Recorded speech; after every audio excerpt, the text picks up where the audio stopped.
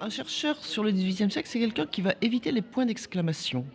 Parce que je suis frappée du fait que, lorsque l'on parle de l'héritage des Lumières, c'est pour se scandaliser, point d'exclamation, que la raison a été promue par cet infâme Voltaire, point d'exclamation, qui nous a mis toutes sortes de fausses idées dans la tête.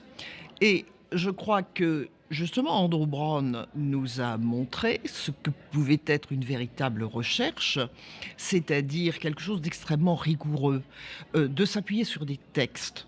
C'est évident, les textes, ils courent partout, les textes. Nous les connaissons par cœur.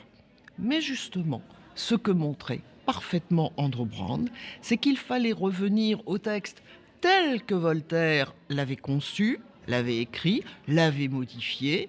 Et pour cela, il faut faire des enquêtes colossales dans les bibliothèques, avec les manuscrits, les livres, les éditions. Il faut les comparer, il faut réfléchir. C'est un travail très humble, très méthodique et très ambitieux, puisqu'il nous incite à replonger dans l'état d'esprit des hommes et des femmes du XVIIIe siècle.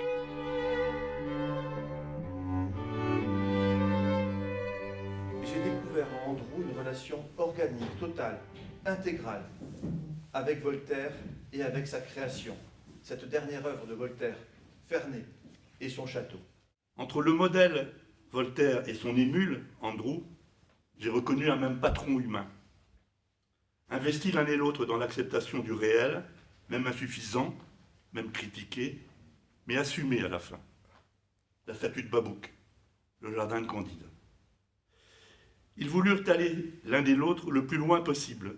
J'ai toujours senti telle la chose, actif et présent, résolu, cherchant le mieux. Je pense aussi pour Andrew qu'il fut exalté dans sa seconde vie, celle de Ferney, après Oxford, par le défi du lieu, par l'exemple du patriarche, par l'objectif de se porter à la bonne hauteur, peut-être aussi par le précédent très proche, stimulant, d'un Lucien Choudin, grand serviteur Voltaire, dont Andrew hérita et magnifia la curiosité extraordinaire pour l'histoire du domaine et pour le château.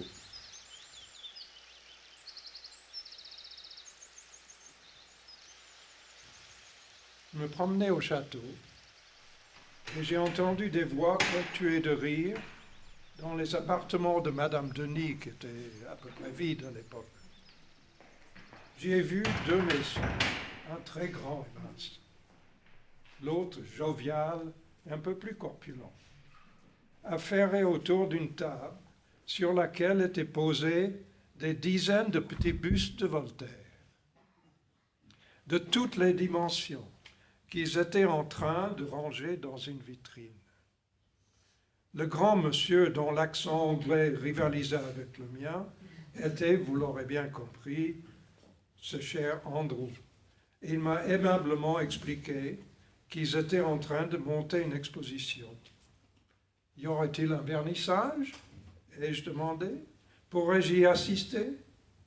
Oui, bien sûr. Vous pourriez même devenir membre de notre association, Voltaire à Ferney, si cela vous intéresse.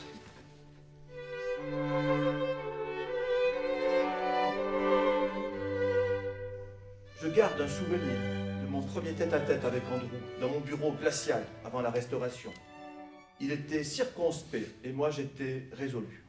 Je lui ai proposé une révolution, que le château devienne un lieu pour tous, accueillant tous les jours, tous les projets, en se préparant au grand chantier. Derrière sa pudeur, son flegme, sa réserve toute britannique, j'ai détecté dans le regard d'Andrew ce que ses mots ne disaient pas.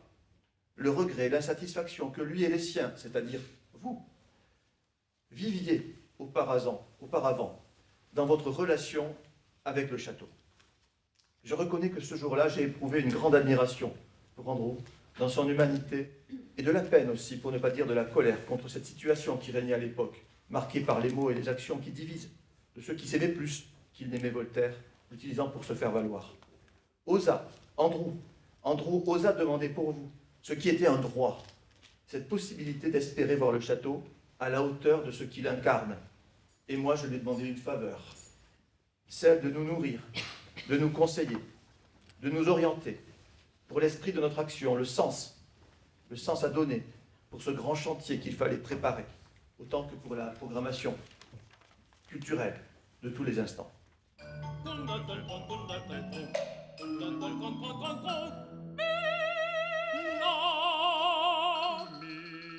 Alors Andrew Browne est un chercheur exceptionnel à tous égards, par l'abondance de sa production, par sa qualité aussi, et parce qu'il n'était pas un simple chercheur, mais aussi un éditeur au sens matériel du terme.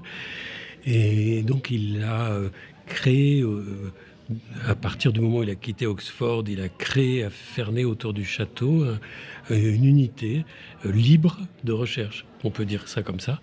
Il a un côté très entrepreneur.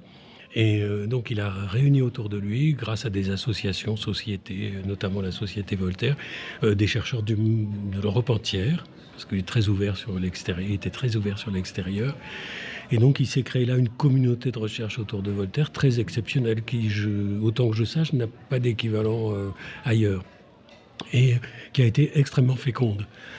La simple Société Voltaire, qui a publié des cahiers, et on en est au numéro, le prochain sera le 23, a révélé des inédits, fait avancer à tout point de vue la recherche.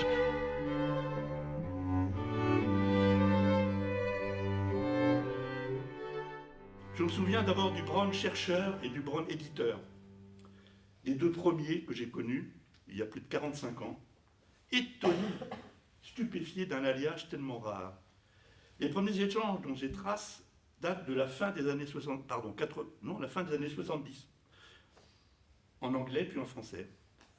Mes premiers travaux qu'Andrew devait publier, il les accueillait comme assistant de Westermann, mais on maîtrisait personnellement tous les enjeux en tant que chercheur, éditeur et chercheur. Il avait déjà à son actif, comme assistant de Westermann, un inventaire intégral des manuscrits repérables de toute l'œuvre de Voltaire, correspondance à part, et cet outil de travail est encore cité aujourd'hui sous le sigle Brown 1970. À 24 ans, plus jeune que moi, de 6 ans, Andrew était entré d'un coup dans le petit cercle de la recherche voltairienne pure et dure, le travail des manuscrits, base de toute édition, de toute lecture historique de l'œuvre. Un surdoué, vite repéré, déjà opérationnel, et une carrière toute tracée.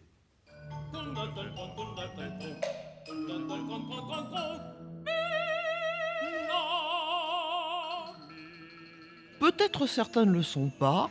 Moi, je le crois. Il faut d'abord être éditeur, effectivement, parce qu'il faut savoir de quoi l'on parle. On ne peut pas se reposer sur le travail des autres. Et disons que, en tout cas, même si on ne fait pas soi-même le travail d'édition, il faut avoir conscience des limites des textes qu'on nous propose. Par exemple, moi, je travaille sur les manuscrits de Montesquieu. Je ne dis jamais que le manuscrit vaut mieux que l'imprimé, parce que je connais la manière dont les secrétaires, ou dont Montesquieu lui-même, se trompent en recopiant, vont introduire des fautes, etc. C'est-à-dire que nous devons regarder le texte avec attention, méthode, voire avec suspicion. Cela ne conduit nullement à un doute systématique, c'est au contraire pour sortir de ce doute que l'on fait cet énorme travail préparatoire.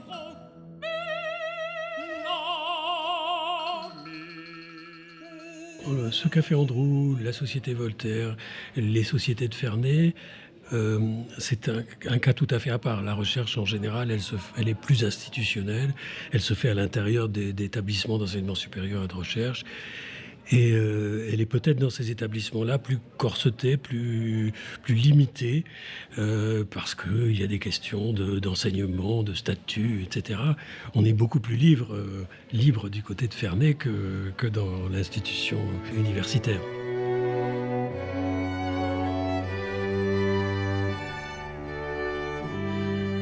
Avec Andrew et d'Andrew lui-même, pour une large part, j'avais appris 3 choses dans cette épreuve surmontée. La première, qu'il y a plusieurs attaches possibles à Voltaire, de carrière ou de service, de métier ou de message, d'autorité ou de liberté, d'intérêt ou de valeur. Deuxièmement, qu'un projet comme le nôtre, pluriel et libre, exigeant, mais ouvert aux amateurs, à la société civile, au devenir du message, ne pouvait grandir qu'à Ferney, au cœur battant de l'œuvre, au grand air, loin des passions tristes, du pouvoir et de ses calculs. Troisièmement, qu'un travail commun, soudé par une véritable amitié, peut s'approfondir et se renforcer, et tendre à faire œuvre autant que possible, se survivre même s'il peut.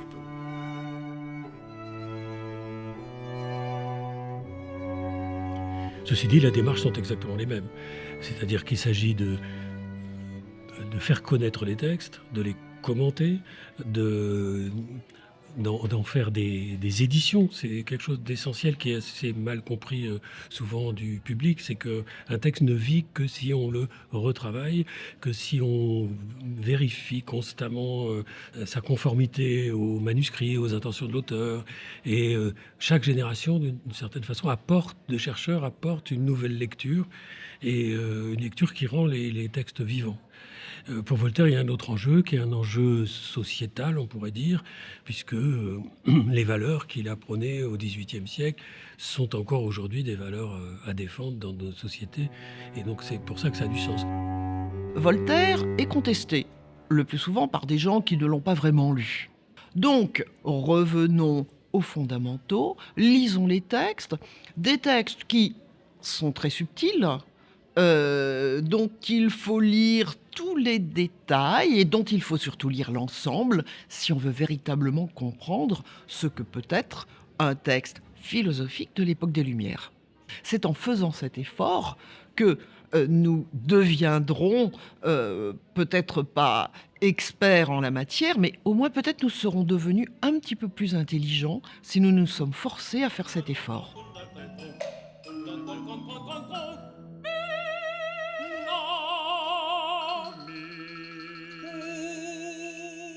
Un petit détail, quand j'ai connu M. Pommeau le premier jour, parce qu'il m'a reçu, il m'a tellement bien reçu, comme s'il n'avait que moi à s'occuper au monde, qu'au bout d'un moment, je me suis laissée aller. Et parce qu'il m'a demandé pourquoi aimez-vous Voltaire, pourquoi, enfin, on lui dit, son esprit, c'est ça, enfin, Et puis, il m'a tellement bien reçu que j'ai dit, vous savez ce que j'aime, moi, chez Voltaire, c'est qu'il fait l'andouille, il fait le pitre. Et ça, j'adore ça, moi. Il a éclaté d'un rire de nitrure, et il m'a dit, mais moi aussi, j'aime ça. Voilà.